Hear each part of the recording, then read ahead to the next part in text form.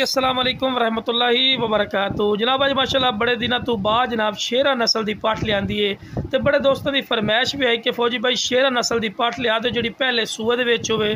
तो अज जनाब माशाल्लाह पहले सूए माशाल्लाह पट ने चंगी झालर और तोता फेस वाइट अख ने और जनाब मूँह बिल्कुल खीरी पट है। जनाब उम्र यदि 11 महीने माशाल्लाह उम्र ही सु पई और लो फिर आप वेल भी चेक कर सकते हैं, चंगी लंबी वेल है। तो पैर बनने क्योंकि तुहानूं वीडियो बना के चेक करवानी है।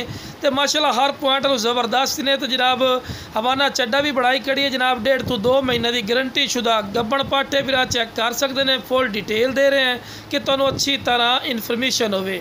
तो डिमांड ही बिल्कुल जायज़ और मकूल हो सी। तो लो फिर चारा भी खवा के विखा रहे हैं कि तुहानूं अच्छी तरह इन्फॉर्मेशन होवे कि माशाल्लाह सेहतमंद और एक्टिव है। और जनाब यदि 32 to 33 इंच माशाल्लाह दी हाइट इन्हें पई तो माशाल्लाह एक्टिव और सेहतमंद माशाल्लाह इन्हें पे। तो इस तो बाद तुहानूं टोर फिर के विखा रहे हैं कि सेहतमंद और माशाल्लाह एक्टिव ने।